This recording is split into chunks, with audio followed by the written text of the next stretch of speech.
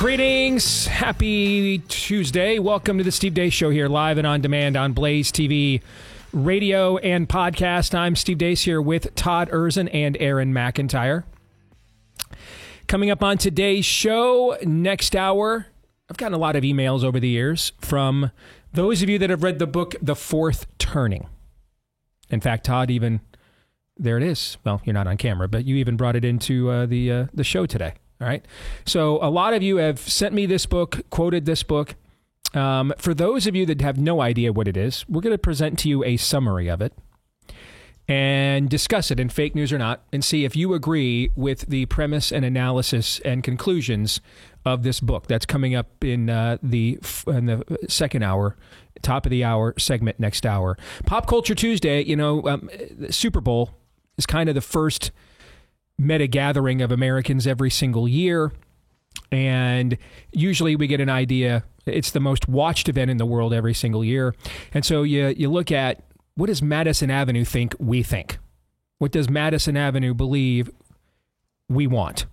You kind of get a glimpse, at least, at what those whose job it is to either shape it and or respond to the zeitgeist, what they actually think that it is.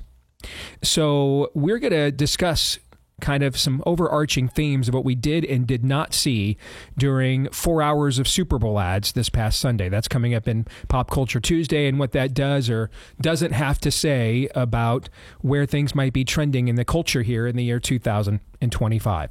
Yesterday, we talked about if blue states want to continue to hamper efforts to clean up the illegal immigration in their states, just let them choke on it then.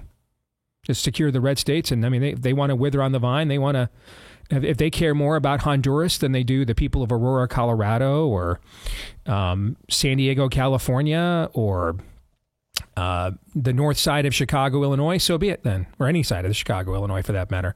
So be it then. Just, I mean, the people there voted for this. That's the leadership they said they wanted. So we gave you an option. You chose to continue and circle the drain. And the dog decided to return to its own vomit, so vomit you shall have. I mean, after all, no one loves us more than Christ. And even he was like, well, kick the dust off your sandals and move on. That's why there's a hell, So if Jesus is at a point, he gave his life for you, gave his life for us. So if he thinks there's a point where it's just not worth attempting to reclamate or redeem it any further. It's just the choice has been made. The heart has been hardened. It's time to move on, right? If he thinks that there's such a moment, should we contemplate then that these kinds of moments might actually exist? I want to further examine this when it comes to the state of education. And Alvin Louie from Courage is a Habit is going to join us at the bottom of the hour. They're involved in a huge fight in the state of Maine. And I'm going to ask them a simple question. Why? I mean, why? I mean, if this is what the people of Maine want, and you're getting this amount of pushback, and an organization from out of state like yours has to come in here in the first place and defend their kids more than they're willing to, then I think we should start asking ourselves, redeem the time, for the days are evil, Paul writes in the book of Romans that we've been studying for almost a year now, right? Time is the one thing that they're not making any more of. Last I checked, when it runs out, it's out. So if folks just have not gotten enough of managed decline, then I think they need more of it to get the proper message. At the very least, I think we're at a moment, where Paul says to the church in Corinth, hey, that dude in the front row with his arm around his stepmom, throw him out. You're shielding him. You're letting him and his sin incubate. You're giving it a sanctuary. Throw him out. Let the enemy have his way with him. Let the world chastise him for a while. Then maybe he might actually come back once he recognizes the fullness of the consequences of his actions. So we're going to discuss that in another context coming up at the bottom of the hour. But before we get there, let us begin as we always do with Aaron's rundown of what happened while we were away. What happened while we were away, brought to you by the Internal Repatriation Service. 88,000 new workers to go after you, and we're in the process of developing a plan to either terminate all of them or maybe we'll move them to the border.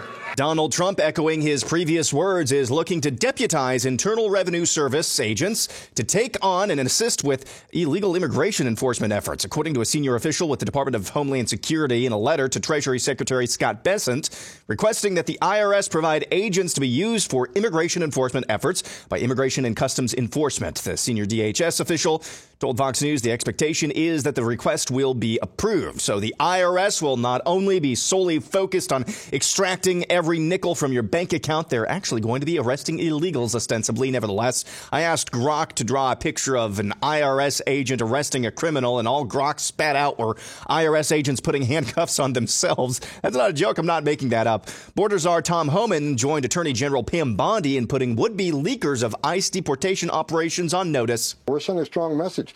It's just not, giving the bad guys a heads up so they can escape apprehension. Right? We're arresting, giving, the Venezuela gang a heads up so we can't arrest them. You're putting officers' lives at risk. It's only a matter of time if we walk into a place where there's going to be a bad guy doesn't care. He's going to be sitting and wait for the officers to show up and ambush them. This is not a game. So DHS and DOJ are connected at hip to hold these people responsible in a criminal fashion. During Donald Trump's pre-Super Bowl interview, which was released in its entirety yesterday, Fox News' Bret Baier asked the president about his Veep. Do you view Vice President J.D. Vance as your successor, the Republican nominee in 2028? No, but he's very capable. I mean, I don't think that I think you have a lot of very capable people. So far, I think he's doing a fantastic job. It's too early. We're just starting. Check this out from that CBS YouGov poll of Trump's approval rating. Amongst boomers, he has a 50-50 approval rating, plus 12 with Gen Xers, plus 4 with millennials, and a plus 10 approval rating with Zoomers. Apparently, a bunch of youths have woken up from the Matrix. Attorneys general from 17 states are now looking to bypass the Biden pardon and prosecute Anthony Fauci at a state level. Those states are Alabama, Arkansas, Florida, Idaho, Indiana, Kansas, Louisiana, Missouri, Montana, Nebraska, North Dakota, South Carolina, South Dakota, Tennessee, Texas, Utah, and West Virginia. All states looking to bypass the Biden pardon and bring state charges against Anthony Fauci. Pretty much a total victory in Florida for Ron DeSantis, as his office, along with leaders in the Florida legislature, announced yesterday they've reached a deal on a strong immigration enforcement bill. It's pretty much about 90% of what the governor was originally asking for, and he will retain his emergency immigration enforcement powers. Talking about this issue for years and years and years. Now we have a mandate. We got to deliver on that mandate. And the state of Florida is doing all it can to be great partners with the federal government in this very important national initiative. Secretary of Defense Pete Hegseth has renamed Fort Liberty back to its original name, Fort Bragg. Here's the catch, though. There's a law on the books prohibiting the naming of federal military installations after Confederate generals. So Hegseth is naming Fort Bragg after Private First Class Roland L. Bragg, a World War II hero who earned the Silver Star and Purple Heart for his exceptional courage during the Battle of the Bulge. I don't know about you, but that's a pretty creative masterstroke way of getting around that stupid aforementioned law. Also this week, Hegseth canceled all meatball surgeries in the name of gender for service members of the military, paid for, of course, by U.S. taxpayers. According to Axios, hot damn, the FBI, after 60 years, just tripped all over themselves and found 2,400 documents related to the assassination of JFK. The still secret records are contained in 14,000 pages of documents the FBI found in a review triggered by President Donald Trump's January 23rd executive order demanding the release of all JFK assassination records. Man, that's just a stroke of luck. 2,400 documents, 14,000 pages, all just lying around for 60 years. Nobody knew about them. Learning Chinese today. Today's phrase is, we were all born yesterday. 我们都是昨天出生的. Check out this story. I'm just going to read the headline from the New Hampshire Journal. AI vegan trans murder cult suspect pleads not guilty in Vermont border agent shooting. The suspect in the death of Vermont Customs and Border Patrol agent David C. Mayland pleaded not guilty on Friday, the latest plot point in a story involving a bizarre AI vegan transgender cult linked to 6 killings across the U.S. A reputed member of the Ziz cult, Teresa Youngblood's alleged murder of Mayland is just the latest violent incident in the story of the fringe sect with its belief that an AI monster bent on torturing all non-vegans is coming to pass soon. Speaking of people who need Jesus, Russell Brand invited onto his podcast that OnlyFans harlot who went viral not that long ago for allegedly breaking the record of number of men slept with in a day. Here's a clip of that interview. And this OnlyFans woman is not blameless nor a victim, but this is heartbreaking to hear nonetheless. You are a child of God. That's what I want to say to you, that you are special and that you are sacred and you deserve to be cherished and treasured in every aspect of your life. Do you know that about yourself, that you are special? I guess I don't think of myself as special, just another girl. I'm not religious or anything like that, so I don't really read into it. One day you will read into it, Lily. I want you to know that there is a path for you and that you don't have to do anything that you don't want to do. And I know you aren't doing anything you don't want to do. But if ever you find yourself in that position, then know that there is a path and a light for you. That's very kind. Thank you. Good on Russell Brand for apparently being the only person in her life to ever speak words of truth like that to her. And finally, this. Is your Congress struggling to get anything done? Have they shown difficulty performing advanced functions of their jobs like walking and talking? Congressional dysfunction, or CD, is a serious condition that affects legislators, especially in their twilight years. But did you know CD can also affect all legislators, regardless of age? Has your Congress shown signs of CD? Persistent inability to pass legislation, even in the presence of clear public demand? Prolonged periods of inactivity despite urgent national needs? Occasional but ineffective bursts of activity leading to no significant outcome? Dying of old age while in office? If this sounds like your Congress, Terma Limitus is here to help. Terma Limitus isn't a Band-Aid. It targets the root cause of congressional dysfunction, Congress itself. Terma Limitus active ingredient Rotadium helps promote political freshness by encouraging natural cycles of government, extracting current members of Congress by force and replacing them with literally anyone else. This discourages and in some clinical studies eliminates chronic congressional dysfunction. Side effects of Terma Limitus are known to impact members of Congress: ego deflation, dysentery, career purgatory once leaving office, typhoid fever, influence withdrawal. Long-term exposure to Terma Limitus can result in acute cases of humility. Ask your voters if Terma Limitus is right for Congress. Terma Limitus, making politicians expire before their promises due. And that's what happened while we were away. Absolutely brilliant. Absolutely brilliant. I was just sitting there last night watching Mitch McConnell with a boot on getting wheeled into Congress right after some octogenarian from Connecticut had a freeze up in the middle of his floor speech. And I've had enough. That's where the inspiration came from. That's very well done. Absolutely brilliant. Aaron's Montage brought to you by our friends over at Preborn. You know, as long as the abortion pill is legally mailed and taken in all 50 states, no state can truly be baby murder free. Abortion pills carry distinct risks to mothers and death to babies, and now account for over 60% of all the baby murders in the United States. Preborn's network of clinics, they shine a light into this darkness by offering free services to women considering the future of their baby, including abortion pill reversal. This powerful remedy can help to reverse the curse of this toxic pill. Preborn reaches into the heart of babies and mothers with God's love and compassion, and to date, they've rescued hundreds of thousands of babies. And your tax-deductible monthly support of any amount is crucial in the fight for life. All proceeds go towards life, and together we can reverse this curse. Saving babies isn't just about one life, it's about saving the heartbeat of an entire nation. To donate, please call pound 250 and say the keyword baby on your mobile phone. That's pound 250 and the keyword baby, or visit preborn.com/Steve. That's preborn.com/Steve. Again, head over to preborn.com/Steve. So many of you have and have been so generous. We are so grateful. Let's keep it going at preborn.com/Steve. All right, there are several items in Aaron's montage I would like us to briefly touch on, and then I'll briefly touch on and then get you guys' reactions to what I had to say. Let's start. In fact, I'll just take them in the chronological order or sequential order, Aaron, that you laid them out. Let's start with the comments that Trump made about J.D. Vance. I saw that this got some Spock 1 eyebrows out there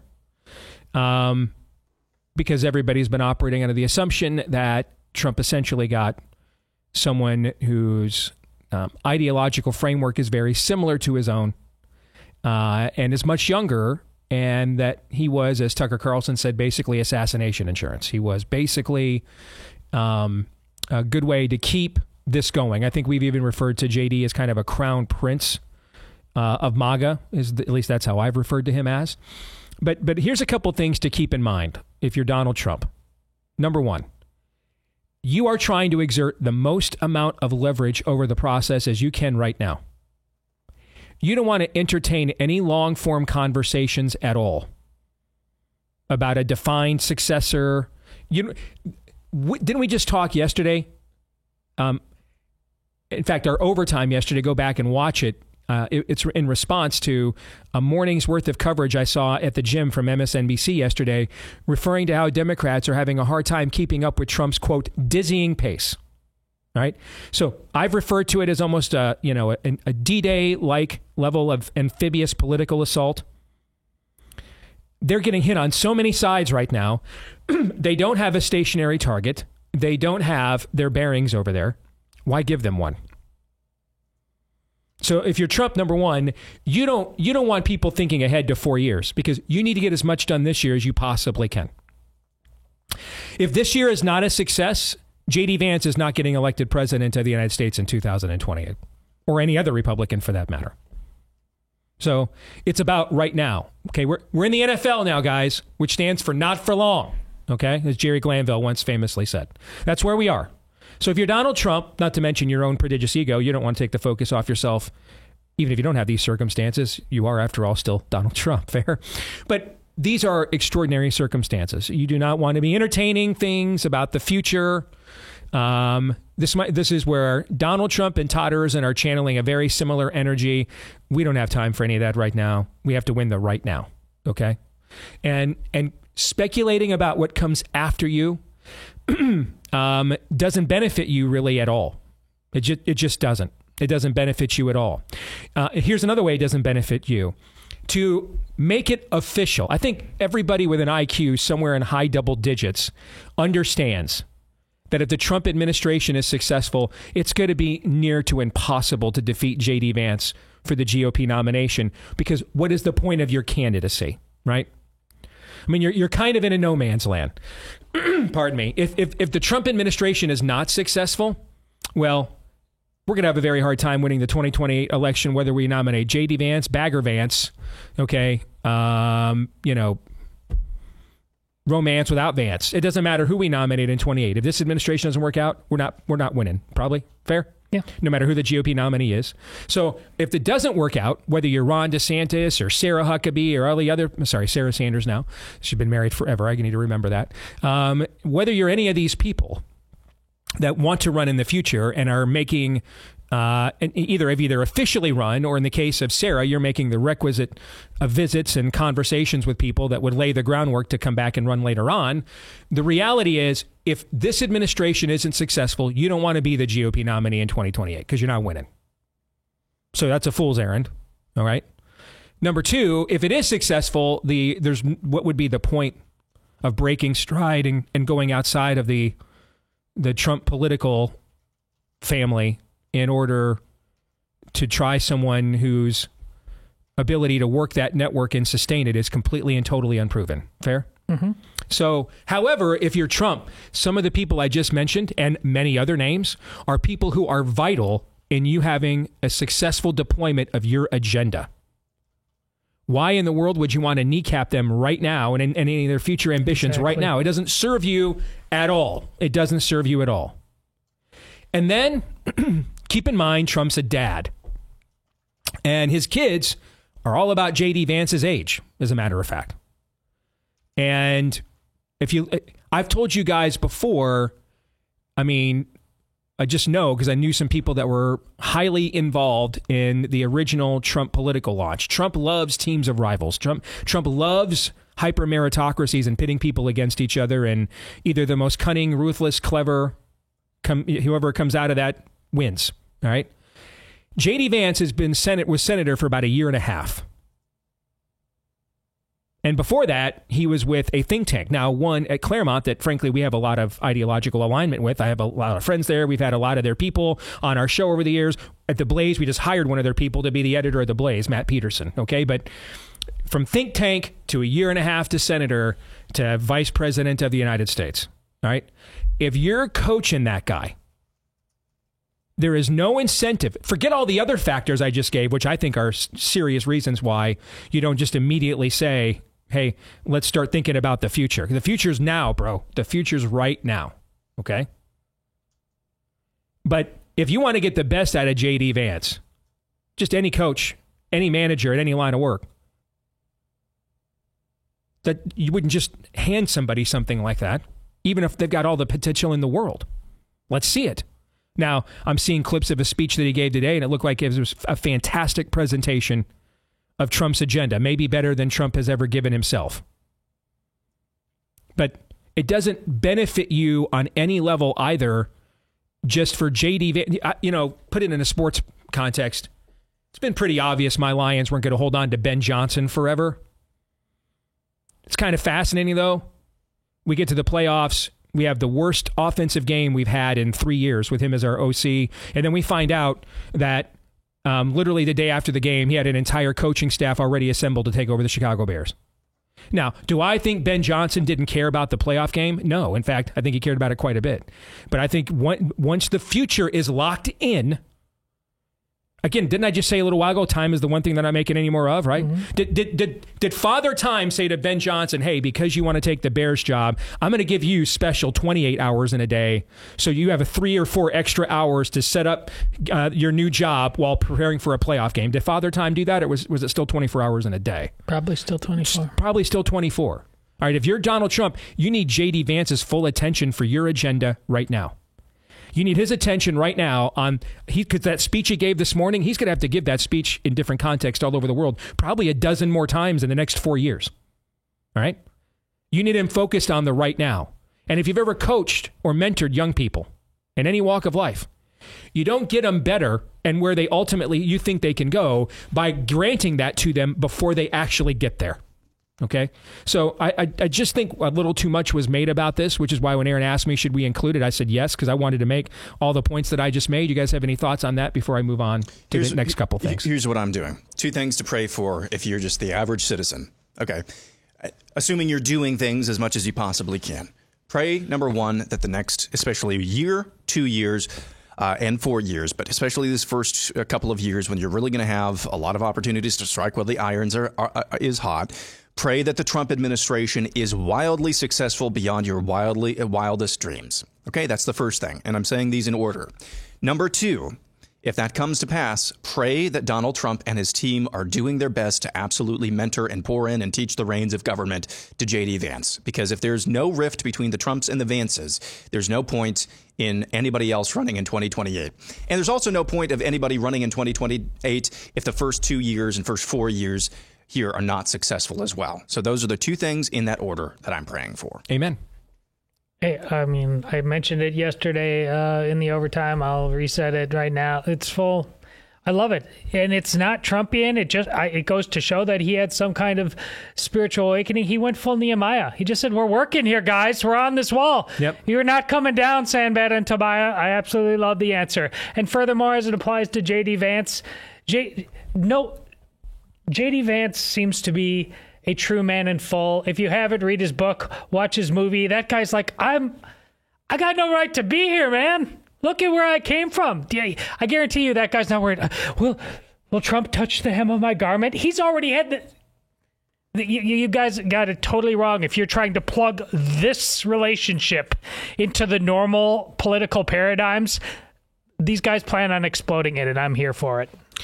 Number 2, if your state AG is not on that list of state AGs, which something, by the way, I suggested like the day after Fauci's preemptive pardon from Biden, well, the states all deposed, ours didn't. We were the only, I think only a handful of states never had a stay-at-home order. I think we are one. I think Kristi Noem's state is one. So what's that? That's South Dakota, right? Didn't have one. Florida had a very short one and then kind of led the charge from there against Fauciism. So that would kind of leave everybody else, basically. And then Greg Abbott just did whatever Ron DeSantis did about 3 weeks after he did it. Is my memory right about that era just a few years ago? Yeah, pretty much. All right, so that would leave what, like 47 states Now, there's only 28 that right now have Republican AGs. Okay, so if your state, and that could be why, I'm not tight with our AG, Brenna Bird. It could be why she's not on that list, Aaron. I know you mentioned why isn't our AG? It could be because we didn't actually do a stay-at-home order. So do we have standing? Come on now. I'm trying to be as fair as I can. No, okay, that's not. All right, but there are no unique circumstances with any of the rest of these AGs. So where are they at? Why weren't there all 28 Republican AGs on there? If yours wasn't on that list, you should ask your Republican state AG today why. On the Florida deal, on purpose, I don't have inside word on this because I didn't want to ask, so that it wouldn't cloud my opinion one way or the other. But this ain't my first rodeo. And I'm telling you right now, it is no coincidence that Ron DeSantis got a compromise of 90% of what he wanted mere days after news leaks that Casey DeSantis is considering succeeding her husband as governor of Florida. I promise you that's not a coincidence. Now, do I think that is solely the reason that news came out? No. Do I think that's part of the reason that news came out, to send them a message? If you guys think you're just going to wreck our legacy here and everything we've done for the state, to quote the great prophets Judas Priest, you got another thing coming. How you like these apples? 100% I think that. God, I love Ron DeSantis. Okay. Whenever it's time to say you want to get nuts, let's get nuts. He's like, let's do it. Hey, I've worked. I'll be first dad for a while. Sure, we'll play plenty of catch in the yard at Terrace, or I almost said Terrace Hill, where our governor lives. We'll play plenty of catch in the yard here at Tallahassee. The kids are used to it anyway. This is the only home they've known. Okay, what's another 8 years? You bet. Casey. Besides, people think Casey's the better half anyway. She's even more. She's the television news anchor. She's more comfortable in front of the camera than me.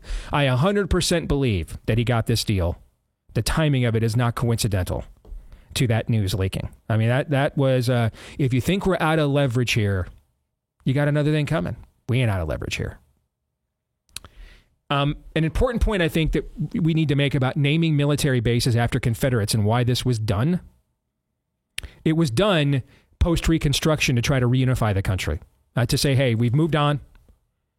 Union won. The Union has not been dissolved. We're all Americans again. That's why it was done. So this idea that this is a relic of an era, no, it was actually a totem. It was a totem of reconciliation, actually. The disunion comes from going back generations later and thinking that you know more about that period of time than the people that suffered through it in the first place. So, I mean, that's why that was done. Because we brought Mississippi and Alabama and South Carolina, we brought them back into the Union. They were Americans. And I think that's a point that needs to be reinforced for maybe you're a younger generation person, you haven't considered that, because it does kind of seem weird. I mean, when they lost the war, why are we doing this? Is why. It wasn't just any war. It was American versus American. This was a totem of reconciliation is what it was.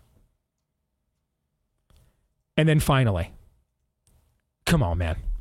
Come on. Just as the JFK archives are about to be unveiled, the FBI finds 2,400, was it, Aaron? 2,400 documents. 2,400 documents, 14,000 pages. Just, boy, howdy. Come on, man. What do you think the odds are that those documents are going to say the FBI was just completely innocent in the entire thing and had no idea and was just as shocked as anybody else, J. Edgar Hoover was, when they saw JFK take a bullet to the head? Come on, man. Come on. Come on, man. Thoughts? Man, you're so cynical. I mean, next thing you're going to tell me is that the USAID stuff that they found in Hamas bunkers, like there's, stuff just happens. Coincidences, Steve, Just tripped over this box, been sitting in the hallway there in the FBI headquarters for 60 years. Nobody knew what it was. And they just so happened to kick that thing over just as they're about to unfurl the JFK assassination archives. So now let's hold somebody accountable. Because that's the thing. But we fired some people. We let some people go. Maybe we try jail now. How about prison? Yeah. I'm in favor. I'm in favor of prison. And you get a cell, and you get a cell. Indeed. More in a moment.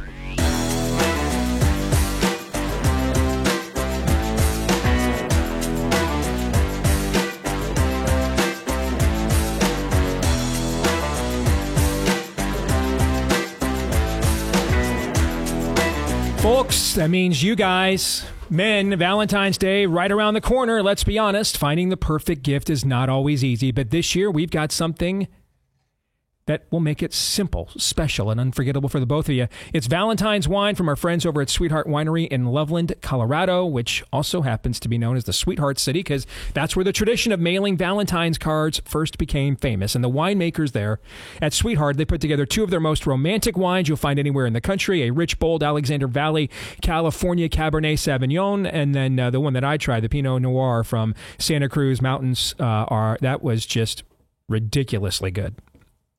Both full of deep flavors, velvety smoothness, and they each come with a handwritten love note crafted with care by one of the wine ambassadors at Sweetheart Winery on a beautiful card. And trust me, when I say handcrafted, the folks that own Sweetheart Winery used to own a very profitable wedding business. So they take romantic presentation very seriously. All right. So if you want to be taken seriously this Valentine's Day, order now at sweetheartwinery.com/love.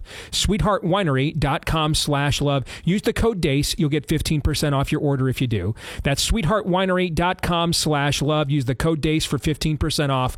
Code DACE for 15% off at sweetheartwinery.com/love. Alvin Louie joins us from Courage is a Habit. They are fighting against indoctrination in the schools all over the country. It's good to see you again, Alvin. How are you, brother? Oh, I'm doing good. It's such a pleasure to see you and the fellas. Always pleasure to be back. Well, let's talk about a battle you have waging in Maine right now and why this could be an archetype for what is happening around the country. And they're called school-based health clinics. Okay, so that sounds... frankly, everything sounds very Orwellian to me today. All right. So am I just being paranoid? What is a school-based health clinic, Alvin? Oh, Steve, absolutely not. You know exactly what it is. It's a natural extension of what we've been fighting. The idea that government K through 12 can keep transgender secrets from parents because parents are unsafe and abusive if they do not succumb to transgender ideology. And that now has led to, well, if parents can't take care of their kids and they're backwards, then we need to have a medical clinic so that we can cut them out of it completely. And so these school-based medical clinics, or they call them school-based health clinics, can do a lot of things. They can offer all sorts of vaccines, COVID vax, all sorts of birth control, including invasive IUDs. They can offer breast binders, tuckers, and then, of course, drugs. Either they can prescribe it right at the clinic or they refer out, which basically does the same thing, of course. But here's the kicker, Steve. These clinics are all federally funded. Of course they are. They take money from the Health and Human Services. They take some money from the Department of Education and various other federal grants. But here's the thing. It only to stand the clinic up the first 1 or 2 years. After that, they have to raise taxes on whatever the local area is. If it's in Maine, if it's in Wisconsin, West Virginia. And then they have to raise taxes to keep it going. They also use Medicaid. They use Medicaid to cover a lot of the services so that they don't have to tell the parents. And then, of course, Medicaid is mostly federally funded. Like in Maine, 62 to 90% of Medicaid is federally funded. And so these clinics not only are cutting the parents out of the medical decisions, they're also putting a huge burden on taxpayers because, as we know, the Trump administration with the 2 executive orders says that they're not going to use federal funds to push this in schools. And while the schools themselves might only take 10 to 15% of federal funding, these services does. And this is where we got to hit. Some of the services you're saying, Alvin, that these school-based health clinics are offering include, again, without parental consent. We're talking about breast binders, penis tuckers, prescribe and or refer out for irreversible and damaging pharmaceuticals like chemical castration, for example, right. And many other forms of addictive pharmaceuticals for quote unquote mental health. That's part of the services you guys say that these school-based health clinics around the country are offering. Absolutely. And honestly, as horrible as the pharmaceuticals are, and again, it's not just limited to that. It could be ADHD medicine. It could be depression. It could be anything that they deem mental health. And that's these addictive drugs they can prescribe to a child. But in our opinion, the most damaging is the mental health aspect of it. They put very young children, they partner them with, of course, these Affirm-only therapists and counselors. And so, Steve, they're quite literally using your tax dollars to create their own customers, because they'll send these kids to these mental health professionals, which then puts them on the track for transgenderism, more depression. They just keep ruminating on their feelings. I mean, if you're affirming already, how often are you going to be? Listen, my wife's a professional therapist, okay? Right. So in a Christian clinic. So I hear every side of this story all the time, and the difference between what she and her clinic do and what a lot of the clinics you're talking about do, okay? So if you're affirming already, if someone comes, if a 11-year-old tells you they're not sure they're in the right body, how often are you going to be well, let's investigate it. No, on the fact, I'm pretty confident you were born in the right body. There must be something else wrong. If you're affirming already, that's almost never going to happen, Alvin. Right. Exactly.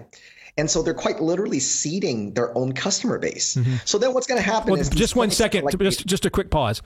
There's a precedent for what you're describing.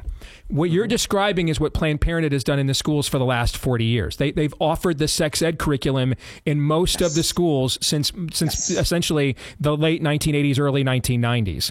And therefore, they're seeding the ground. They're seeding the ground for their own customer base as well. All right? So a more licentious form of sex ed. We, again, essentially, let's take some kerosene and put it on the flames of high school glands and hormones and lustables. All right, and now make it a curriculum. And lo and behold, now I've got a new customer base of people with unwanted pregnancies that come right back to me in order to get rid of them at the exact same time. So this is not what you're.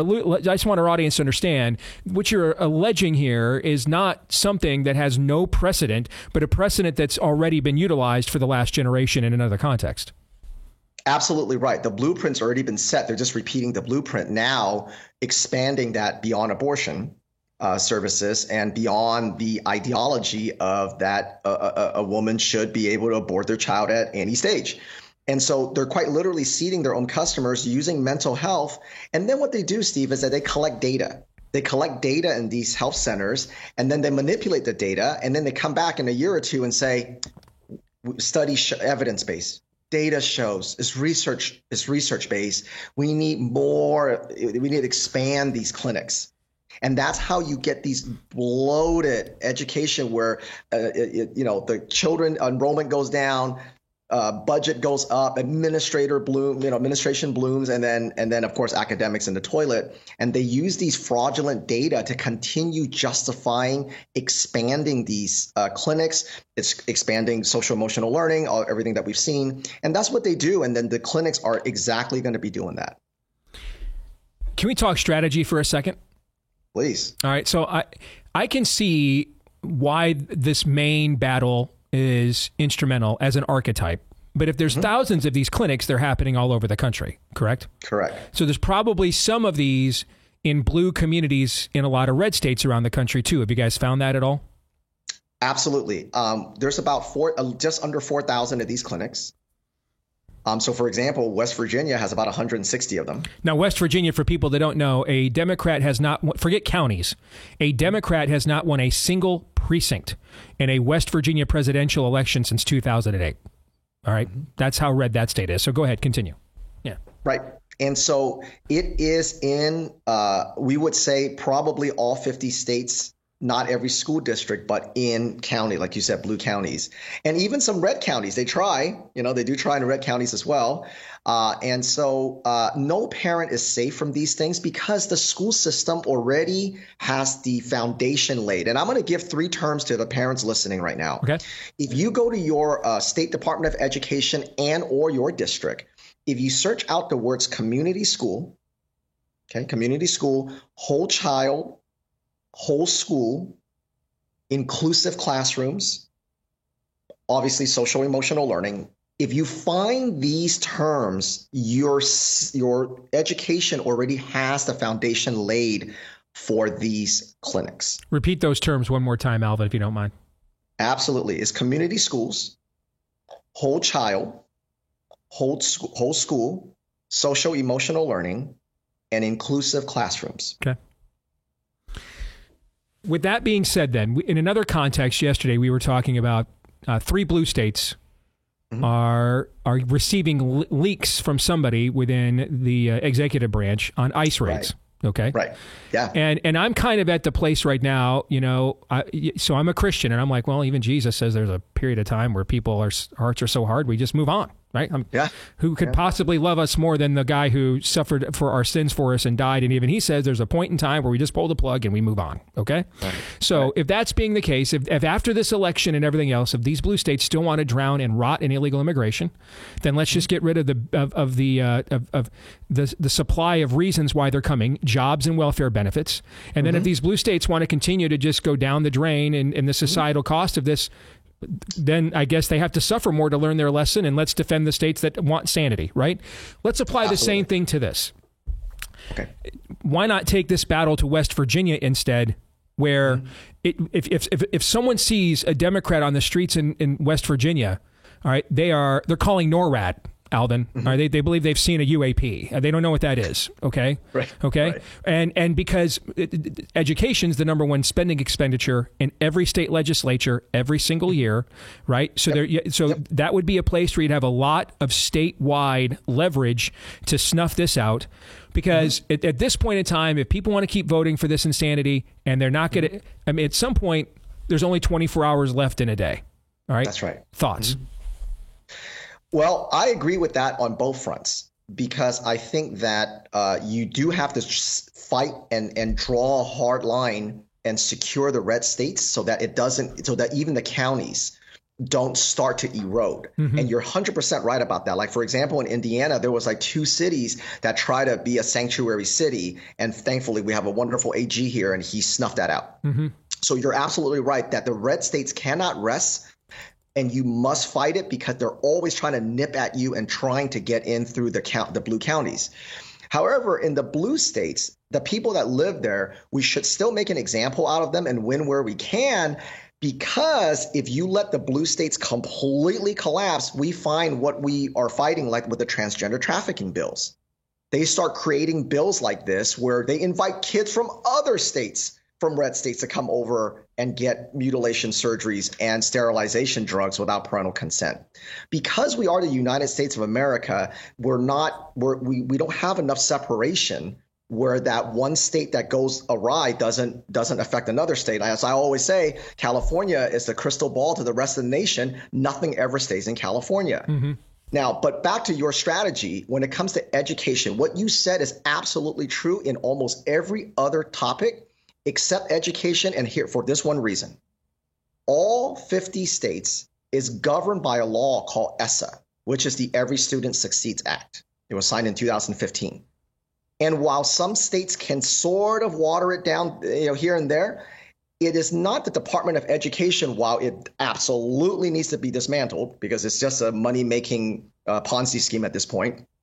But the ESSA law that governs all 50 states, what they do is it's very broad. The mandate for ESSA is very broad, but the problem is they use these other departments and they use federal grants to incentivize states to follow down this woke path.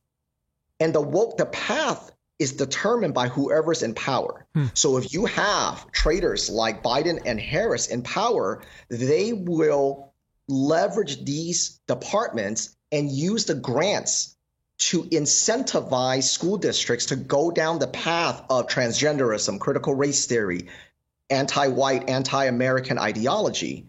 And so then what happens is the school districts are so money hungry, they always take the federal grants, and then now it permeates. This is why we always say you find the same thing in Tennessee, you find it in Florida, you find it in Indiana. Why? Because they take the federal grants, and then whoever's in power then seeds their ideological philosophy. This is why we say you can dismantle the Department of Education 100%, but you have to repeal ESSA, because that is the law that velcros all these school districts, and they're at the whim of whoever's sitting at the administration at any given time.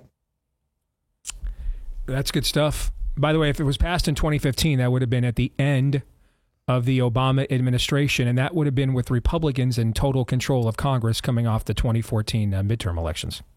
Because Republicans often fall for what we call language contamination.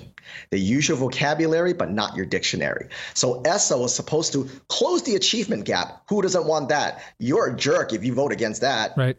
Again, it's fine. It sounds good depending on who's president. But when you have that string and that pipeline, that federal control, you're always at the whim at whoever's sitting there. And when we've got a pro-American president like Trump and Vance, okay, sure. What happens if they steal it again? What happens? You probably should. A good rule of thumb is if you are being asked to vote for a bill on education Barack Obama will sign, don't vote for it. It's a good rule of thumb. It's a good rule of thumb. That's a great rule of thumb. Alvin, again, let people know how they can learn more. You guys are a great resource. Where can they go to get that information? CourageIsAHabit.org. CourageIsAHabit.org, and we just unveiled a brand new tool called ESSA, and so it explains at a high level what it is. And of course, you can follow us on our socials, which is @CourageHabit. And of course, we're a nonprofit, so any support you give us, share, anything you do to help us certainly helps us expand our team, and then it helps us create tools and strategies so that we can empower parents with the confidence and the courage to stand up for their children. You guys are doing great work, man. Thank you very much. Keep it up. All right. Take care. Thank you, sir. You bet. Gentlemen, what do you think? I love his hat. Embrace exclusion. I like that too. Nice job, Alvin. The last conversation you just had is so important, Steve, and you pointing out Republicans right there.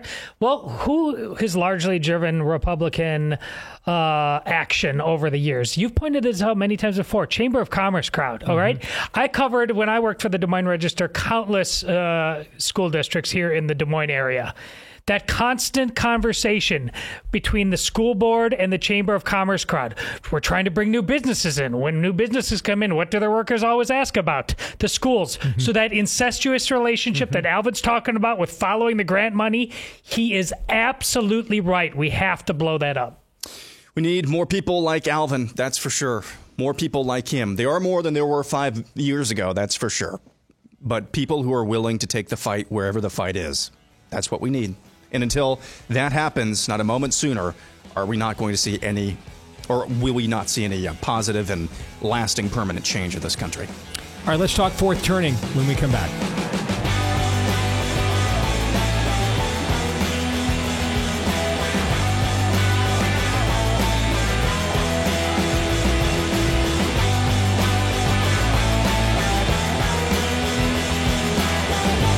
We're back here with Hour 2, live and on demand on Blaze TV, radio, and podcast with Todd Erzen and Aaron McIntyre. I'm Steve Deace. You can let us know what you think about what we think via the stevedeace.com inbox by emailing us, steve@stevedeace.com. That's DEACE.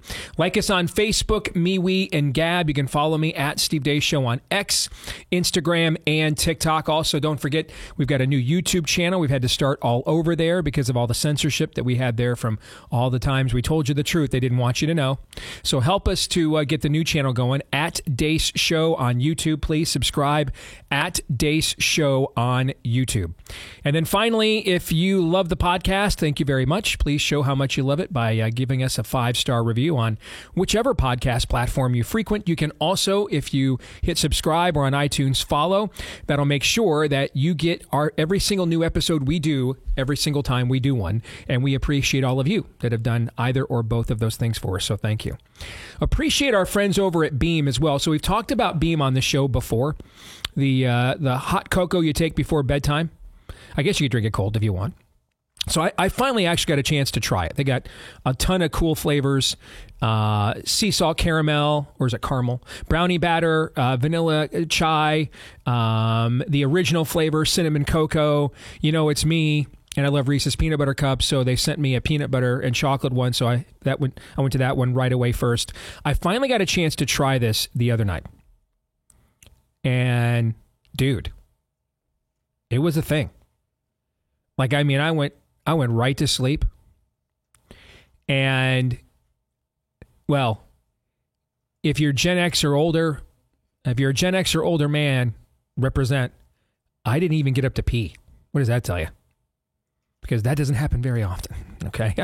I did not even get up to pee. I was in such a deep sleep, too, that when my alarm went off at 6 a.m. like it does every day, I was like, I felt like I just went to bed. That is, yet I was not groggy or anything. I was like totally awake when I woke up. I was impressed, man. I was impressed. Each serving is only 15 calories, 0 gram of sugar, right? Because you don't want to take a bunch of sugar on right before you go to bed, obviously, for metabolic reasons. So you don't have to worry about that. And so we can say this with confidence, too. Beam has never tasted better. And it's a fantastic formula that does include a little melatonin and magnesium and some other things as well. They put all the ingredients right there. There's only a few right there on the bag for you. All right. And it helps support all 4 stages of the sleep cycle to help you fall asleep faster and stay asleep longer. Again, I didn't even get up to pee. And my wife will tell you, that's a Herculean task in and of itself. So if you want to try Beam's best-selling Dream Powder, get up to 40% off right now for a limited time when you go to shopbeam.com/Steve and use the code Steve at checkout. That's shopbeam.com/Steve. Use the code Steve for up to 40% off. Code Steve at shopbeam.com/Steve. So over the years on this show, I've got numerous notes about a book called The Fourth Turning. Let's talk about what it is first before we show you this video that kind of does an excellent job applying it. Or maybe it doesn't, actually. That's the conversation for fake news or not we're going to have here in a minute. But it's a video that purports to do an excellent job applying this book to the eras in which we currently live.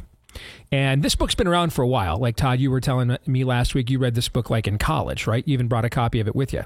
It was written in 1997, so I was already out of college. Okay. I read it in 1999. All right, so literally in another century. Yeah. Right? Oh, so yes. 25 years ago or 26 years ago, you read this book, all right? Yeah. So my understanding is, I know what it is. I'm trying to give it I've not read the book, but I'm aware of what it does. Is that essentially history's cycles are divided into 4 different turnings that take place every 20 to 40 years, what we call a generation, essentially, right? Yes. All right. So what else does it tell us? And I'm going through it again, and I've been meaning to for a long time, but obviously it's in the news again. I'd imagine, I don't know specifically why, but we are at the end of the 4th turning. And one of the authors, Neil Howe, wrote a book a couple years ago, said that the last turning is here or something like that. William Strauss has since passed away. But yeah, simply put, basically it's how have people throughout human history dealt with time, and how is time dealt with it based on how we define time? And there's 3 kinds. There's linear time, which we very much believe in Western civilization. Mm-hmm. A sense because time is linear biblically. A sense of we're going to get to that. Okay. Maybe we've turned that into a bit of an idol, I think, is what this book will ultimately make you think about. Another form of time is cyclical time. Many pagan peoples have believed in that, in that we are all simply, the circle of life. There are the seasons. We round and round the wheels on the bus go. And then there's chaotic time, and there's no meaning at all. It's crap happens, basically. Yeah. And so the irony of this, and you will get into at least in the author's perspective. And listen, this book, it has the receipts. I think all of you would enjoy reading it, even if you come to different conclusions. It knows its history, but the irony of Western civilization's embrace of linear time, even though it believed in a version of it through most of Christendom, it really got ramped up Renaissance, Reformation, that time, Manifest Destiny kind of thing, discovering of the Americas.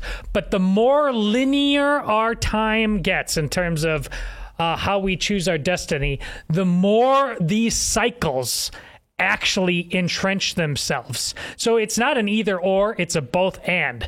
We are moving forward, but the cycles are happening within the line as it goes forward. Aaron, what about your generation? You guys tuned into this book at all, or are you guys too young for this? No, I'm familiar with it, and Todd, you just did a tremendous job summing that up very succinctly there. The 3 types of time. I'm familiar with this book and familiar with kind of what it says, and I think the conversation we're about to have. But no, my generation, from what I know, has not really been plugged into this book very much. So there's an evangelical theologian, I think he's from Canada or Cambridge, or maybe it's both. His name is D.A. Carson, and I think he's still alive. And he observed many years ago that he thought biblically cultures operated on a 3-generation cycle. Okay. And I'm doing this from memory. It's been a while since I've talked about this, but I think the 3 cycles are what one generation believes, the next generation will accept, and the third generation rejects. And then this kind of reboots all over again. All right. Yeah. So if we applied that to the era that we are in, okay. Now the question always becomes, what's the starting point? All right. But if we looked at you and I's generation as Gen Xers, okay. Mm-hmm. All right. So we would actually therefore be the restart, the reboot. Okay. The boomers rejected what their grandparents believed.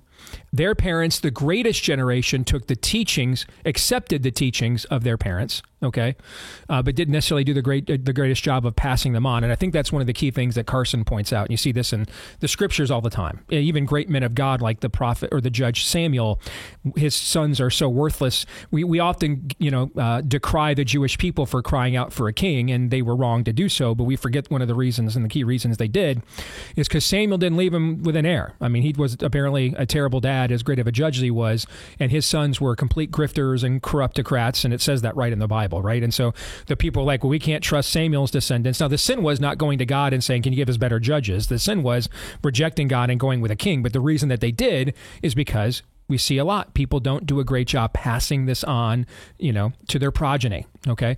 And so the boomers, the greatest generation, went overseas, beat fascism and Nazism and totalitarianism over there, and then did a really poor job of passing it on to their kids, right? Okay. So that the boomers of the third generation, they rejected, okay?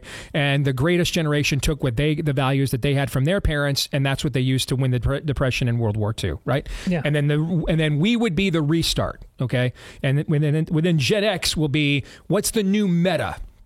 What's the new thing that will be the meta truth that will be collectively believed by us as the restart generation?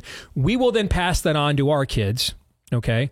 And then that will either be and then that will be rejected by our grandchildren. That's kind of how this works, depending on what you think the starting point of this triune cycle is all the time. Either way, there's a pattern that takes us back to the beginning, basically through something, and I'm applying this notion to it. It's not something they discuss yet as I reread it, but there's a Hegelian dialectic where the thesis and the antithesis end up merging into one thing. And with the 4 generations, depending on when you are born relative to everybody else, there's 4 types. You're a hero generation, a prophet generation, a nomad generation, or an artist generation. And so when you are, every one of those generations, and we talk about it all the time on you millennials, we know what we mean. Not everybody's the same. There's plenty of diversity within that, but there's just that Steve, you and I are part of the nomad generation. Mm-hmm. Now that we are in our 50s, it very much fits. I mean, we don't really stand for much other than comfort. We're very conflict avoidant for the most part. It very much fits. And the reason now, going back 5, 6 long human life. The grunge music that was at its apex in our formative years was neo-nihilistic, for example. There's really no point. We're screwed, etc. So the cycle, there's the turning, a generation. You combine 4 of them. That's roughly, on average, they do the math. You'll like the data. It's roughly 85 years, a long human life. Mm-hmm. And we go back to the beginning again, and you go back to the beginning all the time because all these types of personalities relate with each other differently. What's a prophet generation when they're a child versus when they're a young adult versus when they're in midlife versus when they're elderlies, and they all react with each other differently in a relatively consistent way now. And again, ironically, for the last 5 or 6 generations ago, when our sense of manifest destiny and linear time has been the strongest, once warned of the breach, straight ahead. Well, the more aggressive we get that and turn that into an idol, the cycles actually kick in all the harder, which is why I think, to your point, Steve, at the beginning, the ode to this, I don't know what their faith is, but this is how the book starts, and it's that which hath been is now, and that which is to be hath already been, and God requireth that which is past. Ecclesiastes 3:15. There's nothing new under the sun, brother.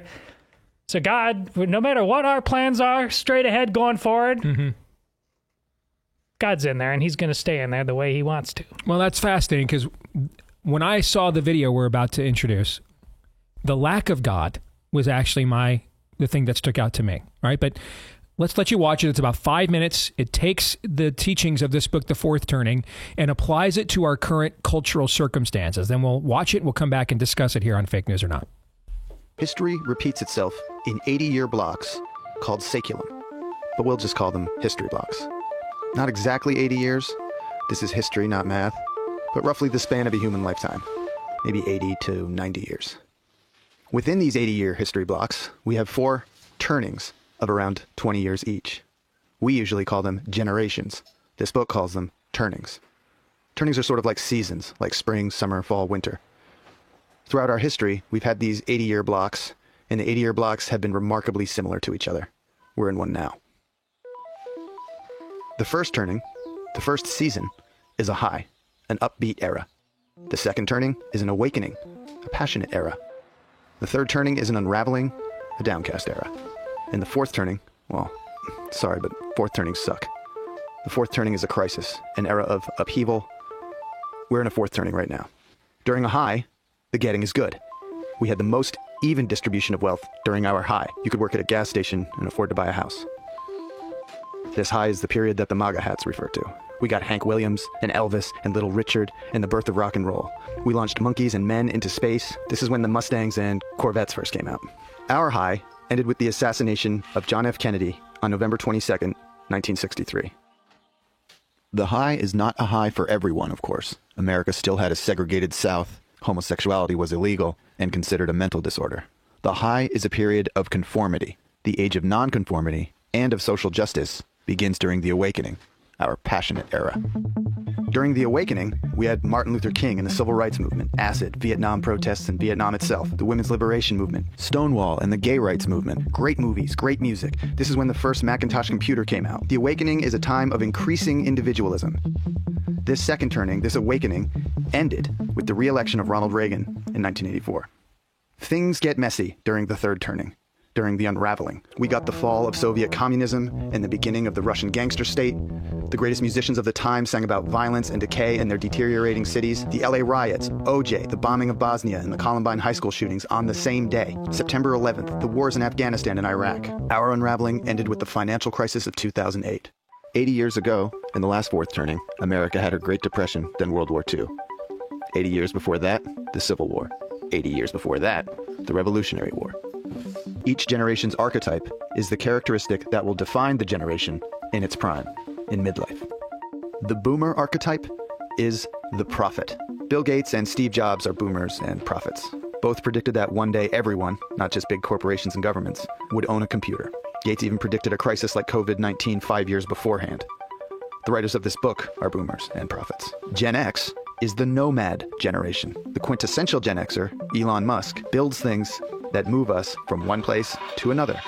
Rockets, electric cars, hyperloops, nomadic devices.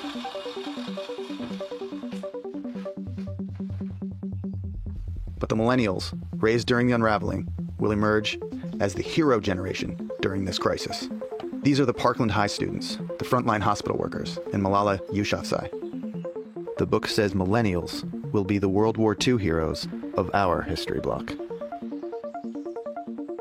We don't know what Gen Z will do, but they will be an artist generation. From them will emerge the next Bill Withers, Toni Morrison, or Bob Dylan, all born during the last crisis, all from an artist generation. The history block before ours ended with World War II and began with the Civil War, 80 years prior.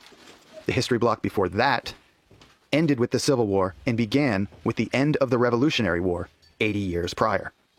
Every 80 years or so, something big comes along and changes everything.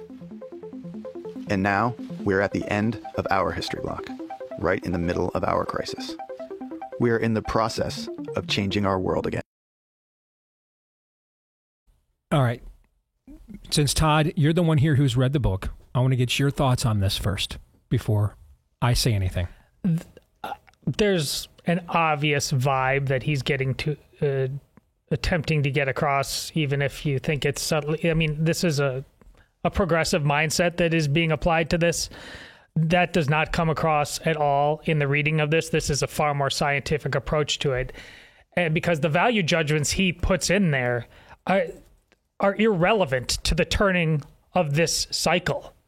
He said, because the high is not a moral judgment. It is a consistency of purpose. That high could be, honestly, it could. What's the what happened if the Nazis won movie that you loved? Man in the High Castle. Yeah, well, that the high could be that post-war we won, and then and the good guys then could be the rebellion, or it could be the reverse. Yeah, it could David Hogg and the people who would not treat COVID for 8 months are the heroes, according to the video we just saw.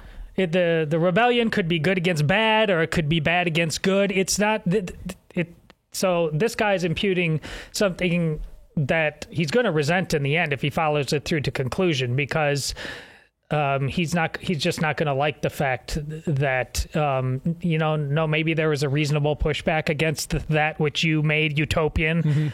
I do think it's amazing having the actual year that this book talks about, because I remember reading this, Steve, when I'm reading this 1999, whatever age we are at that, I had not met my wife yet. I don't have my kids, thinking about what that must look like. The year they talk about is the mathematical end, 2025. Does this look exactly like the crisis period? Is it the end of the turning? The entire Trump dance we've done, assassination attempts, COVID, gender confusion. It doesn't have to be a war. It can be any number of things. So I think do more if you're interested in this at all. The thumb on the scale that this guy's obviously given, this is clearly a progressive guy. See, that's what I wanted to know. Is not. Now, again, I'm reading it again 25 years later, but I'm already 100 pages back into it. There's no thumb on the scale, and these guys are just stone cold observation. Just stone cold observation, absolutely. Aaron, what do you think generationally now? So I don't think it is just random, these cycles or these saculums that are being discussed in the fourth turning. I don't think that's random at all. I think that's a very interesting observation of history. Every 80 years, there's kind of these cycles that reset. I think that's at the very least, an interesting observation. Maybe it's just currency or recency bias to me, but it kind of breaks down with my generation, and I'm the hardest on my generation, probably because I'm a boomer at heart. Did I say that out loud? Holy cow. Did I just do that? No, but I don't look around in my generation and see a heck of a lot of heroes. Now, the ones that are actually trying, they are doing a Herculean and heroic effort to try to build the types of families and communities that really are going to be needed in the future to really perpetuate civilization. Again, this is just my this is just anecdotal evidence that I'm just looking at from my generation, because most of my classmates from my time in college, all on the tail end of the millennial generation, they're if they do have a job, they're very progressive. That's if they do have a job. If they don't have a job, they don't have very much get up and go. That doesn't sound like heroic sensibilities or characteristics to me. Now, I'd be happy to be proven wrong. Anecdotally, what I see from the Zoomer generation is a heck of a lot more heroic than what I've seen from my generation. And this is not just recency bias. We just had that poll, this morning about Donald Trump's support amongst the Gen Z generation, that they are rejecting, at least on some level, on some discernible level, the lies and the small g gods that they have been fed to them their entire lives to this point. They're rejecting that. I think that's a good thing. But just anecdotally, I mean, with unanimity from the Zoomers, they have an untold amount of hustle. So I don't know, maybe we're a little bit late on the hero generation here, or a little bit early in the foretelling of the hero generation. But overall, I think it is at the very least an interesting observation to break down history, at least in Western civilization, of these 80-year cycles. It might be, at best, prophetic. So I'll just leave it at that. Just remember, heroic, it's a loaded term we use. We think of it's good. That's not how it needs to be. It's going to be a generation of the kind of vigor with a certain kind of values. You may not like them, that they plant and establish. Well, see, that's my issue with the video, is the video clearly takes hero and applies it in a way that the video maker views the definition of the term. Yeah, I mean, for example, I think it's impossible to analyze the 20th century without including any reference to Billy Graham. He is quite possibly the most influential private citizen this country produced in the entire century. Things that you take for granted now, like global via satellite programming, a lot of it originated with his crusades. I mean, prior to the ascendancy of the Super Bowl, Billy Graham crusades were the most watched television events in human history, the most singularly watched and listened to between radio and television events in all of human history. Now, I'll give credit to the video. It does mention the fall of communism. Guys, I'm telling you right now, because I know a couple of guys who were in on the meeting. Ronald Reagan probably never gets elected president without Billy Graham. The alliance that became known as the Christian Right, Billy Graham is who actually instigated that alliance behind the scenes. I can tell you that for a fact. So how, and I just use that as just because I feel like, well, you're missing God. So let me give you one practical example. All right. That would be a pretty big practical example. Again, Billy Graham set the all-time record by Gallup. I don't know if they still do it, but for decades they did a survey, most respected person at the end of the year. Billy Graham set the all-time record for consecutive appearances on that list. So if LSD makes your list, if LSD makes your list and Toni Morrison makes your list and Billy Graham doesn't, I'm suspicious right away. Okay? That's why I'm glad. That's why I wanted to go to you first as someone who read the book, because this entire video, in my opinion, is, well, not all of it. 75% of that video is thumb on the scale. 75% of that video is interpreting things through a modern progressive left viewpoint and then retconning them to match your narrative. This is exactly why I brought up the Hegelian dialectic. Hegel was a Christian of some stripe. Now, he wasn't Billy Graham, but he was applying a lens of history, a lens of early budding psychology and sociology to how this is the world I've seen in the past. And he's not actually advocating. No, he's not advocating unibrow thinking. No. It's an observation when he says this. And then Marx took Hegel and did a steroid version of what you see here, and you get horror. Yes. Now, like you said, an idol can be made of anything. What I'm telling you is this book, as I remember it, and 100 pages back into it, is not a progressive thumb on the scale. But it is telling you, like I said, as with the more both Renaissance, Reformation, and a scientific revolution, the more certain we've come of humanity's grabbing the reins of its own destiny. He said, actually, the cycles kick in all the harder because those are all ultimate. And he's being scientific here. Obviously, we think the Christian worldview is better because it is of God. But because all the different manners of eschatology, denominationalism, correct, all that stuff while we are certain always in the end, we're racing toward the end, going to the end, but obviously having so many different opinions of what that end looks like. My reading of this is there's obviously one of God's works is, and I think maybe that's why these authors included Ecclesiastes, there's nothing new under the sun. So many of your pretensions, even you, my children, who claim to love me, fray so badly. I ultimately am the definer of the terms of everything. I am the Alpha and the Omega, including time itself.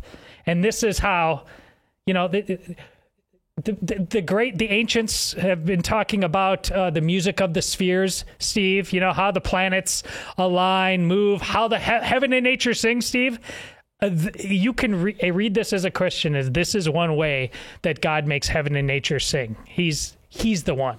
Despite all our pretensions, his thumb is on the scale. And Steve, when you say under a biblical worldview, we believe time is linear, you're saying that you believe there is a definitive beginning and a definitive end. So probably a more precise way of saying that then is history is linear. Yes, or his story, capital H-I-S, then small T-O-R-I. The reality is, even if, and there are several things, even though I think the entire video is from a progressive lens, there are several things historically in its analysis I actually do agree with, I think are objectively true. But if you remove God from the equation, you're going to cherry pick. It's impossible. No matter how intellectually honest you think you're being or even desire to be, you cannot help but cherry pick if you remove God from any kind of equation like this, because he's the biggest variable in the equation. He's the piece that puts the entire rest of the equation in perspective. So if you remove him from it, you are already cherry picking. No matter how honest you choose to be or desire to be or think you are cherry picking once you've excluded him. And the role that a sovereign God plays in orchestrating the events of history, or Romans 8:28, our closing verse, taking things that what we meant for evil and using them for good, okay, and to his glory. If you remove the sovereignty of God, you cannot avoid cherry picking from any perspective, because you've missed the most important factor in any perspective like this. And at best, that's what I thought this video did, at best. At worst, and that's what I wanted to talk to you about with the book, because this overall is definitely something that the vast majority of your MSNBC anchors might agree with, or at least agree with most of it, much of that narrative. And there's several aspects of that narrative. Many of the things that video cites are actually the factors that put us into the crisis we all believe we are in today. What positive thing has come? At least if we put the Wonder Woman lasso of truth around the abortionists and say, what positive thing has come from your industry? They'd probably tell us, well, we got vaccines from some of the fetal research. They'd probably tell us that. What positive thing have we gotten from the mainstreaming of homosexuality? What positive has come from that? Name me one thing that anyone would even argue, even if they morally agreed with it, could argue that it was objectively a good thing for society. What was it? Nothing. Jack squat. The entire conversation with Alvin Louis we just had last hour, that's what we got from it, basically. More in a moment.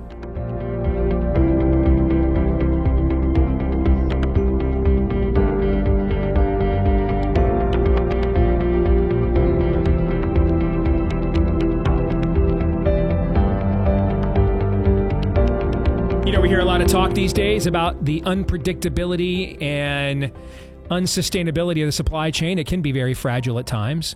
When your package is delayed for weeks, it's annoying. When your essential medications are delayed, well, that could be an emergency. As we're entering into yet another period of uncertainty, right now is the time to prepare, and Jase is here to help you do exactly that. They provide emergency medical kits that are customized to your specific needs. It's called the Jase Case. so that whether you're traveling, buying it for the kids, or just need peace of mind in case of an emergency, Jase has got you covered. And right now they're holding giveaways all month long to make sure that you can have the right medications on hand the moment you need them. You could win anything from the travel case, the Jase Go, to a fully custom Jase case. And now's the time to protect yourself and your family from uncertainty because your health is just too important. Go to jase.com, Jase, jase.com to enter their giveaway or to purchase your own case. Enter the code DACE at checkout, and you'll get a discount on your order. A discount on your order with the code DACE at checkout. Promo code DACE at jase.com. Jase. Jase.com. Use the promo code DACE for the discount at jase.com. Also want to let you know, the latest edition of The Cover-Up is coming out here on Blaze TV. It's The Cover-Up, and it's from Matt Kibbe and the team looking at what's been going on with Anthony Fauci, particularly in light of his preemptive pardon.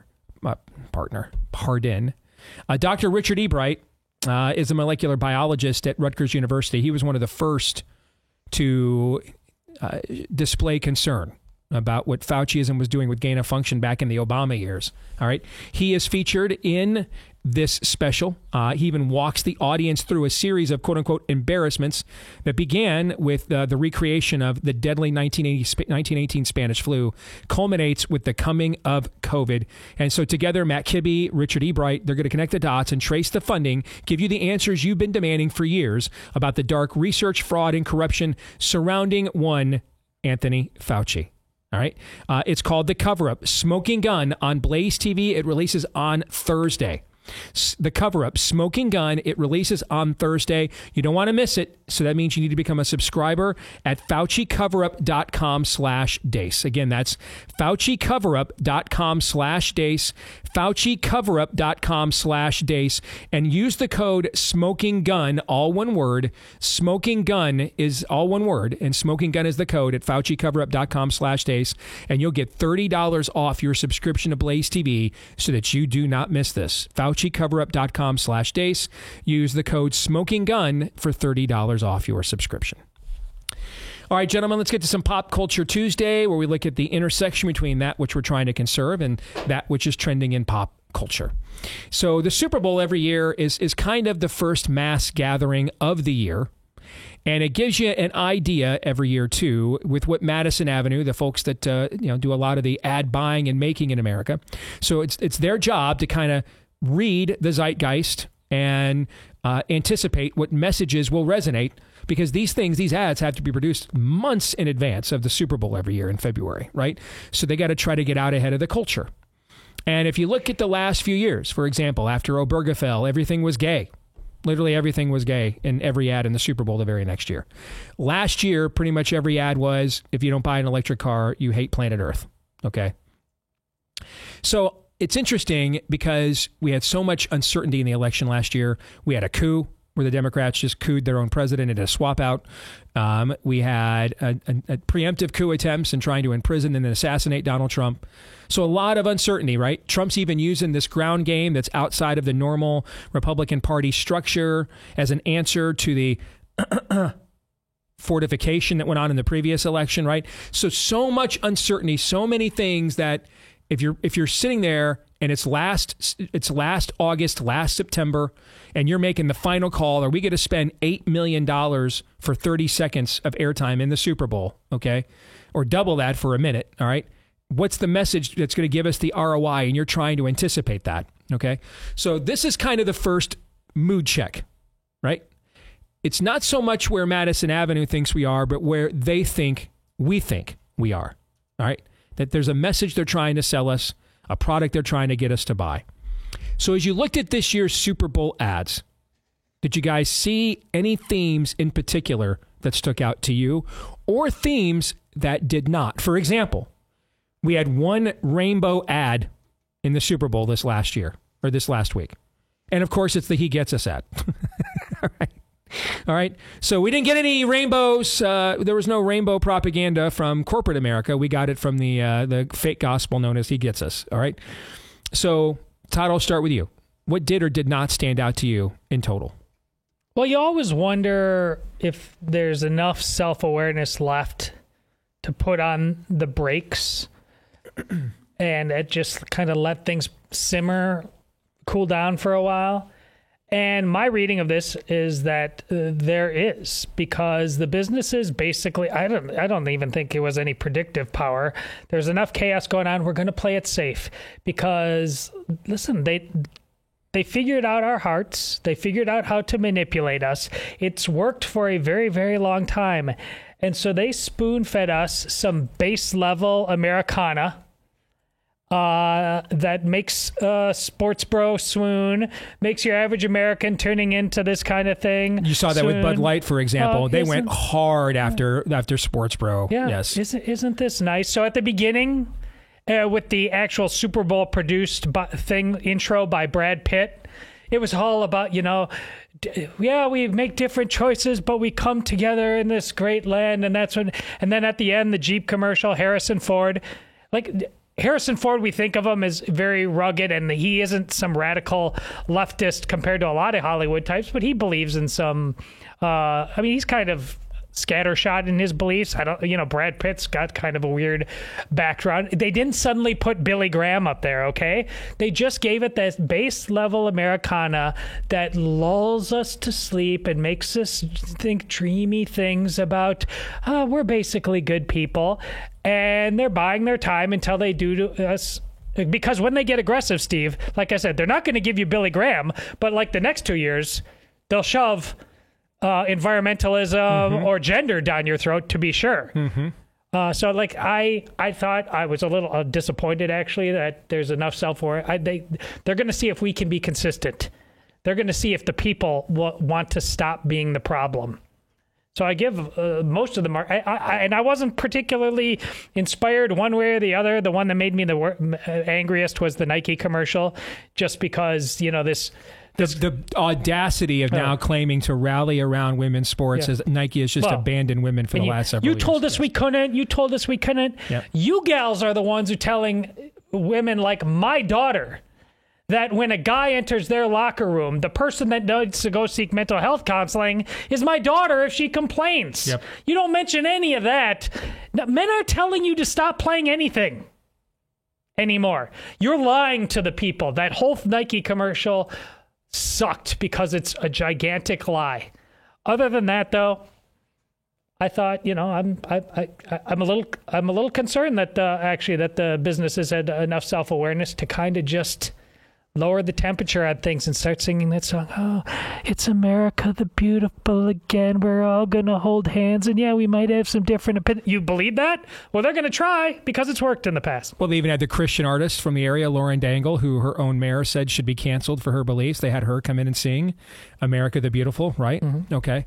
Lady Gaga, if you looked at the lyrics to the song she sang at the beginning of the film out there in the French Quarter, when they taped that, God is referenced several times.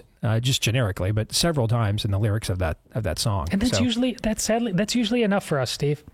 Yeah, I mean, honestly, that's part of the problem. That's how we get to the fact that that the wheel we just got done talking about, it's going to turn back us again unless we smarten up. All right, that's an interesting thought from you. We'll come back and explore it a little bit more. But Aaron, first, what were your observations? I think my favorite commercial was the Kanye West. No, oh my gosh, no. Did you see he blasphemed the Holy Spirit, like the literal textbook definition of blasphemy, right before deactivating his account? I did not know. Yeah, that dude is nuts. I think so. First half, both the kids were still up. So I was not able to really pay attention to the commercials that much. One commercial that I did see, and I thought it was interesting, given that who this came from has been on the vanguard, the cutting edge, if you will, of the fusion of sports and just complete and total pagan progressivism. Spirit of the age, just 200 proof. Every single chance it gets. And that is Nike. Their ad featured and highlighted female athletes, and only female athletes. A company like Nike, and it's not so much the commercial, but the reaction that I saw afterwards. But a company like Nike even thinks, we're still going to do this kind of edgy lefty thing, but we're only going to feature actual real life females. Okay. That is interesting. What I thought was even better of a reaction is that most of the people that I saw, most right-wingers I saw on social media afterwards said, get the hell out of here with that. We don't believe you as far as we can throw you. Riley Gaines came in off the top rope and said, yeah, this is garbage nonsense. They don't let them fool you. Go support XXXY Athletics. Mm-hmm. That was what I thought was really cool afterwards, is that nobody was falling for the banana in the tailpipe, kind of like Todd was saying with just generic passing references to God. So that was the one that I thought was interesting, and not so much the commercial itself, even though it was somewhat interesting, seeing that a company like Nike thought that it had to feature actual females when talking about female athletics. But the reaction that I saw from right-wingers afterward, I thought was encouraging. What do you think, Aaron? What do you think of what Todd just said? That he's concerned, and Bud Light to me is the greatest example. They had one of the best ads. And they clearly were attempting to resurrect their image post Dylan Mulvaney. I mean, they went hard into an ad that would have been just a typical sports ad. Most of you and I's childhoods growing up, Miller tastes great, less filling. Mm-hmm. Okay, Leon can't do everything. The great sports ads we grew up with. This is kind of right up with that. Shane Gillis and Peyton Manning are in it, right? Okay, but it's like there was no in-between. That's what you're referencing. There's no in-between. They went from Dylan Mulvaney to, guys, it's 1994 again, and we're doing sports bro ads. And they just do this instant turn, like there's no space between, and like the Dylan Mulvaney era never happened. I found that to be fascinating. That's what you're alluding to. Aaron, what'd you think of Todd's observation there? Which particular observation, sorry? The one that they just instantly made the switch back to as if none of this has ever happened. Yeah. Well, should we be really honest here? Okay, it's not so much that they made the switch back. It's that we allowed them to. Starting, what was it, last summer or the summer before that? We allowed them to basically. Now, it is a patronage network now. They are starting to become patrons to some of our causes or our celebs, what have you, with UFC. So it's not like there's a zero, but people should have been fired. There should have been groveling. There should have been begging and pleading. All they really had to do was cut a check, and we kind of let everything go away. So it wasn't so much that they just decided to make a switch back, so much as it was we just allowed them to. And it didn't start on Sunday. All right, other than what you guys have referenced, pardon me, two things that stuck out to me. Last year's Super Bowl, again, drive an electric car or you suck. This year's Super Bowl, quote from one of the ads in the Super Bowl, quote, everyone deserves a shot at the American dream. That is, drive this heavily subsidized vehicle you don't want, that won't take you every place you want to go, which we can then control and turn off when you say something we don't like or you're terrible. And then 1 year later, it is, everyone deserves a shot at the American dream. You know what that should tell you? That they're like they don't mean it. They're the Joaquin Phoenix version of the Joker. I don't believe in anything. Yes. Exactly. Yeah. And why should I respect? I'm just telling Google you. went from everything is gay for the last few years to doing a very poignant ad celebrating dads, and I'm talking nuclear family dads. Okay. So Todd, where do you think the line will be? And I'm not trying to be cantankerous here. I just think you have a perspective here that I think we need to explore. Where do you think? What will it look like when we cross the line from these companies trying to appease people like us to these companies actually fearing people like us? Because I think that's kind of the argument. Are these companies trying to tuck tail because they fear people like us, or they're just trying to appease us and they're just technocratically cynical? Another pinprick, where we become comfortably numb. Here's a little bit more morphine for you. What do you think that line looks like when we finally cross it from appeasement to fear? Well, punishment, we break them. But they're appeasing us generally works, as I've said many, many times before. And this is the Super Bowl. I mean, it's literally and figuratively the Super Bowl from what my sports bro perspective. It is the greatest addiction amongst males, perhaps second only, as Steve said, to pornography. But in terms of the amount of time and emotional bandwidth that the American male gives to something like this, and above and beyond things that, you know, if you put the lasso of truth around them, that versus their family, it's definitely the sports over their family in terms of where their heart really is. I think this is abundantly obvious. So, and that's why we don't make them pay for things like this. They're just like, this is a version of they just want to be left alone. They just want their comfort. We pushed them as hard as we could this time to get what we want. Now the rubber band's going to bounce back a little bit, and then we're going to do it all over again. That's going to happen unless we have a much higher standard for human flourishing than click, click, click, click, click, toilet sabers and such. It's going to happen. Resenting me doesn't help. These are the ways of history. Before we get out of here, let me add this to something else that stood out to me. Not one, not two, but 3 ads about aliens. 3. Right before the Super Bowl, Steven Spielberg lets out his next film is an alien film titled Disclosure. Guys, I'm sorry. This just seems like conditioning to me. That's what it seems like. That's better than other, like, is it really, is it really little aliens or anything like that? A PSYOP is absolutely, I want to entertain those discussions because it's the same discussion I just got done with. Mm-hmm. They know we are that malleable. We have not proven otherwise. Until we do, why would they not try to manipulate us again? So you're absolutely over the target with the things like, just give them what they want. They just like their bellies rubbed. They want to stay full.